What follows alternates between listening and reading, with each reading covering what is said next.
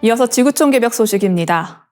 미국 국립보건원이 진행한 엠폭스 치료제 테코비리마트 글로벌 임상시험이 모두 실패로 끝나면서 새로운 치료제 모색이 불가피해졌습니다. 미국 국립보건원 산하 국립알레르기 감염병 연구소는 12월 10일 발표를 통해 경증 및 중증 클레이드 E형 엠폭스 감염 환자를 대상으로 한 글로벌 임상 중간 분석 결과 테코비리마트가 병변 해소나 총증 개선 효과를 보이지 못했다고 밝혔습니다.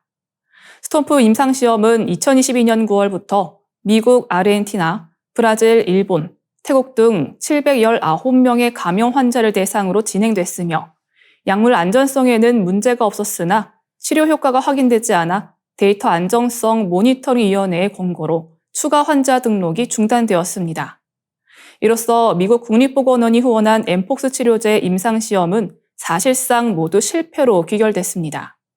앞서 2022년 콩고에서 시작된 클레이드 E형 엠폭스에 대한 팜007 임상에서도 약물 효능이 위약군과 큰 차이가 없다는 결과가 나오며 실패로 판명된 바 있습니다. 엠폭스는 2022년 변종 클레이드 E형의 전 세계적 확산으로 국제적 주목을 받았습니다. 현재까지 아프리카를 포함한 20개국에서 5만 9천 건 이상의 확진 사례와 1,000명 이상의 사망자가 보고되었으며 특히 전파력이 강하고 치명률이 높은 새로운 변종 클레이드 1 B형이 가파르게 확산하며 위협을 키우고 있습니다. 변종 클레이드 1 B형은 급성 발열과 수포성 발진을 동반하며 어린이와 면역력이 약한 사람들에게 더 큰 위험을 초래합니다. 엠폭스는 현재 WHO, FDA, EMA 등에서 긴급 사용 승인을 통해 치료제와 백신이 사용되고 있지만 확실한 치료제가 없는 상황에서 치료제 개발의 필요성이 더욱 부각되고 있습니다. 이에 따라 최근 FDA 승인 약물 중 니클로사마이드가 엠폭스 치료제 후보로 주목받고 있으며 관련 연구 결과가 국제학술지에 발표되면서 새로운 대안으로 떠오르고 있습니다. WHO는 지난 8월 엠폭스와 관련해 국제적 공중보건 비상사태를 선포하며 전 세계적인 위기 대응을 촉구했습니다. 미국 국립보건원의 임상 실패는 글로벌 헬스케어 커뮤니티에 큰 과제를 남기며 치료제 개발을 위한 국제적 협력과 연구 투자의 필요성을 다시 한번 상기시키고 있습니다. 다음 뉴스입니다. 2025년 카톨릭 최대 순례 행사인 희년을 맞아 로마 방문객 수가 지난해 3배에 달할 것으로 예상되며 이탈리아 관광연구소는 내년 로마 방문객 수를 약 3,500만 명으로 추산했는데 이는 2022년 방문객 1,300만 명을 크게 초과하는 수치로 로마의 혼잡과 관광비용 상승이 불가피할 전망입니다.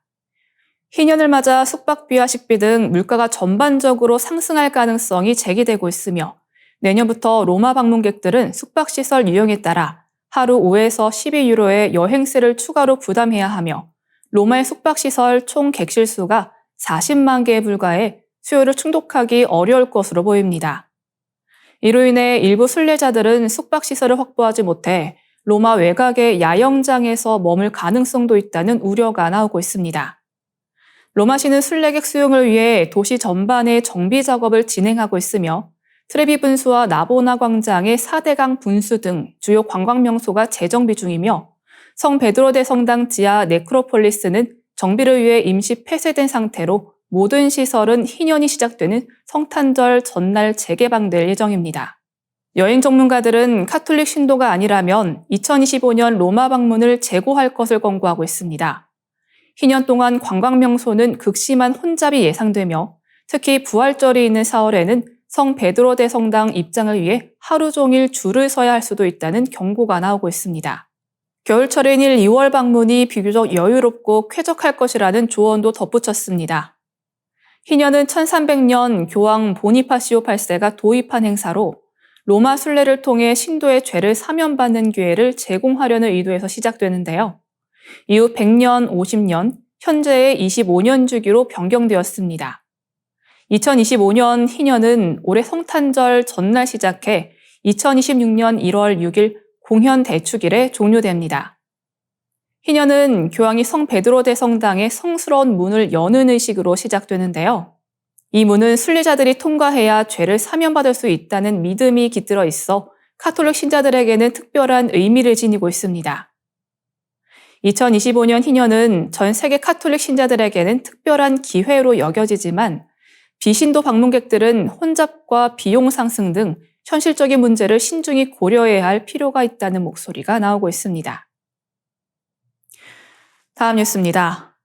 뇌는 생애 동안 3번의 노화 정점을 경험한다는 연구 결과가 나왔습니다. 네이처 노화에 발표된 이 연구는 뇌 노화와 관련된 특정 단백질 수치가 57세, 70세, 78세에 급증한다는 사실을 밝혀냈습니다.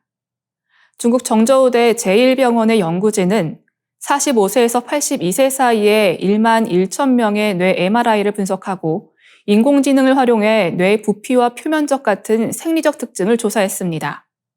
이를 통해 연구진은 개인의 뇌 연령을 추정하고 실제 연령과 비교해 뇌의 노화 정도를 평가했습니다.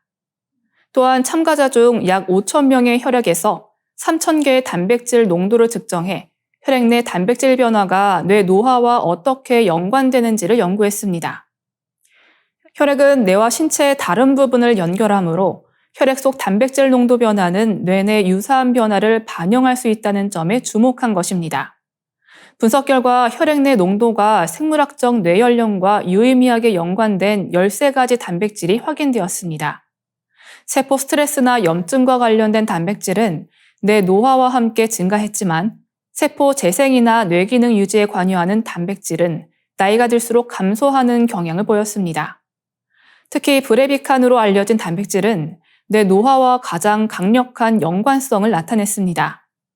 이 단백질은 나이가 들수록 농도가 감소하며 치매와 뇌졸중과 같은 질환과 강한 상관관계를 보였습니다. 연구진은 이 13가지 단백질의 농도가 57세, 70세, 78세의 최고조에 달한다는 사실을 발견했으며 이는 뇌 노화가 본격적으로 시작되는 시점이 50대 후반임을 시사합니다. 특히 70세와 70대 후반이 뇌 노화 과정에서 중요한 전환점으로 작용할 수 있다는 점도 강조했습니다. 연구를 이끈 연구진은 특정 연령대가 뇌를 더 오랫동안 건강하게 유지하기 위한 개의 시점으로 중요한 의미를 갖는다며 이 결과는 뇌 건강을 유지하고 치매와 같은 질환을 예방하는 데 있어 새로운 치료 전략 개발에 기여할 수 있을 것이라고 덧붙였습니다. 지금까지 아나운서 이영미였습니다. 더 많은 지구촌 개벽 소식이 궁금하시면 STV 상생방송 유튜브 채널을 구독해 주시기 바랍니다.